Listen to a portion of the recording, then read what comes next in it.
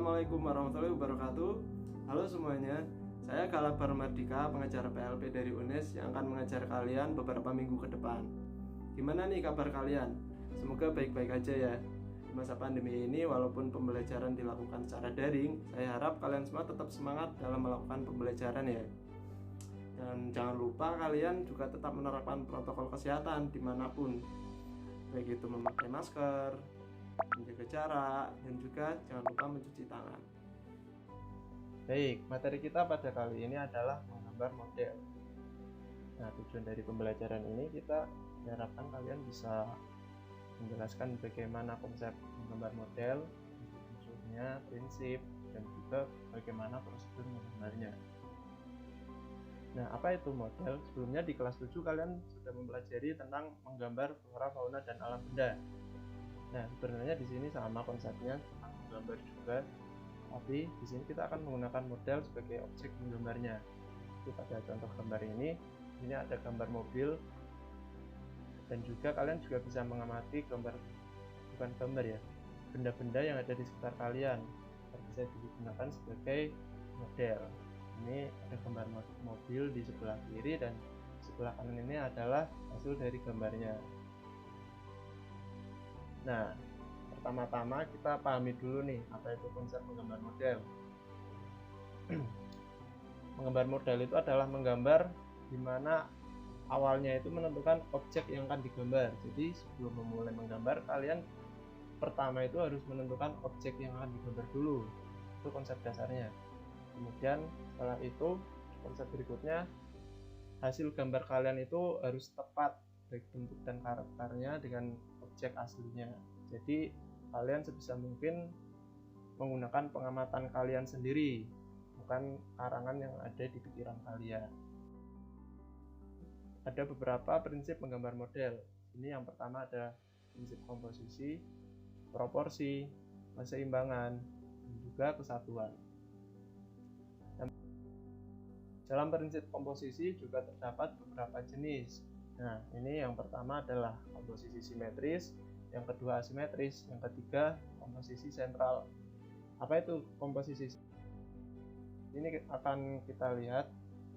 Ini adalah bagian dari komposisi simetris.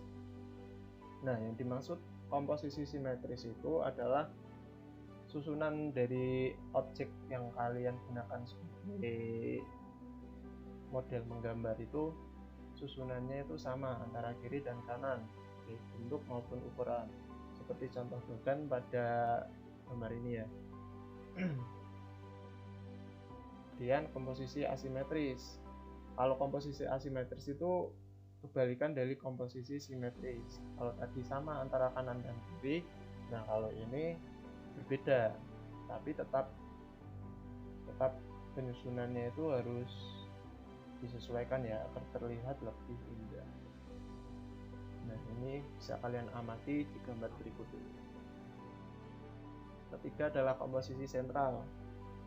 Nah, di komposisi sentral ini pusat perhatian penyusunan objek kalian itu ada di tengah.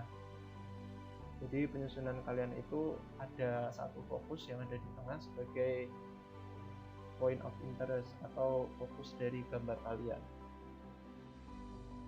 Selanjutnya kita beranjak ke prinsip proporsi.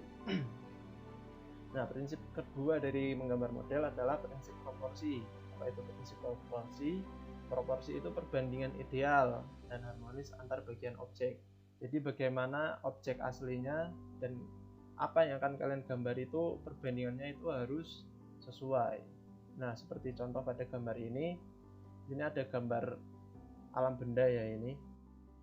Kalian lihat ini perbandingannya itu harus sesuai antara objek aslinya dengan nanti yang akan kalian gambar itu harus sesuai. Jadi kalian sebaik mungkin harus bisa mengamati objeknya terlebih dahulu. Nah, kemudian yang ketiga ada prinsip keseimbangan. Di prinsip keseimbangan ini bagaimana kalian menyusun objek yang akan kalian gambar itu agar terlihat seimbang. Seperti pada gambar ini antara kanan dan kiri itu posisi objeknya itu seimbang. itu prinsip kesatuan. Nah, di prinsip kesatuan ini yang kalian lihat adalah kesatuan dari objek-objek yang kalian susun. Seperti pada gambar ini, nah di gambar cangkir, teko, dan buah ini sebagian besar itu berbentuk agak bulat ya. Nah, itu merupakan prinsip kesatuan. Nah, kita beranjak ke unsur menggambar model. Nah, di unsur menggambar model ini sebenarnya sama ya seperti gambar flora fauna yang kalian pelajari di semester 7. Ya, ini garis, bentuk, bidang, dan tekstur. Nah, ini bisa kalian lihat di sini ada beberapa unsur di gambar. Nah, ini ada garis, ada gelap terang, bisa kalian amati sendiri ya. Ada bentuk di sini. Nah, ini ada bentuk apel, bisa kalian lihat, dan ada beberapa kain. Nah, ini bidang. Nah, ini ada tekstur. Kalau di gambar berarti teksturnya itu bersifat maya ya, atau tidak asli. Kemudian kita lanjut ke alat dan bahan menggambar model. Alat dan bahannya juga sama seperti yang digunakan untuk menggambar flora fauna. Nah, meliputi pensil, penghapus. Untuk pensil sendiri ada beberapa jenis ya. Ada pensil berjenis H, ada juga pensil berjenis B. Nah, ini ada kode yang biasa kalian lihat di ujung pensil. Ada kode H, HB, berarti HB. Kalau H itu kekerasan ujung pensil itu dikodekan dengan huruf H. Semakin banyak H-nya berarti pensil kalian itu ujungnya semakin keras. Kalian biasa lihat H1, H2, kemudian ini HB, berarti antara H dan B itu di tengah-tengahnya H dan B. Kemudian untuk B itu berarti pelunakan pensil. Kalau kalian punya pensil 2B yang biasa digunakan, itu berarti pelunakan yang standar ya, 2B itu. Bahkan ada juga pensil 4B atau bahkan sampai 8B yang kalau untuk menggambar itu sangat tebal garisnya. Nah, ini penghapus biasa ya, penghapus karet biasa kalian gunakan. Nah, di sini ada bahan yang biasa digunakan itu kan kertas untuk menggambar. Kalian juga nanti dalam praktek juga akan menggunakan kertas. Nah, di sini untuk menggambar model dengan warna kalian bisa menggunakan pensil warna. Kalian juga bisa menggunakan krayon. Bagaimana teknik menggambar model? Nah, di dalam menggambar model ada beberapa teknik. Sebenarnya dalam menggambar secara umum pun tekniknya juga sama, itu arsir. Nah, ini dalam menggambar menggunakan teknik arsir kalian bisa menggunakan alat berupa pensil, baik pensil warna ataupun pensil biasa, pensil hitam putih biasa. Kalian juga bisa menggunakan krayon dalam teknik arsir ini.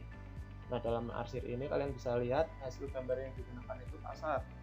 Kalian memanfaatkan garis-garis yang kalian tarik untuk menciptakan gelap terang. Nah, nanti hasil akhirnya akan seperti pada contoh gambar ini. Busel. Nah, dengan teknik busel ini sebenarnya mirip dengan teknik arsir, namun dari arsiran tersebut kalian memberikan buselan atau digosok-gosok menggunakan tangan ataupun alat bantu seperti tisu, cotton bud juga bisa. Nah, dengan begitu hasil yang diciptakan itu lebih halus jika dibandingkan teknik arsir. Nah, untuk menggunakan teknik busel kalian bisa menggunakan alat dengan pelunakan yang lebih tinggi agar lebih mudah untuk dibusel. Nah, paling mudah untuk menerapkan teknik busel itu menggunakan krayon. Namun kalian juga bisa menggunakan pensil juga dengan pelunakan atau jenis pensil B ya, berarti yang agar buselannya itu lebih gampang.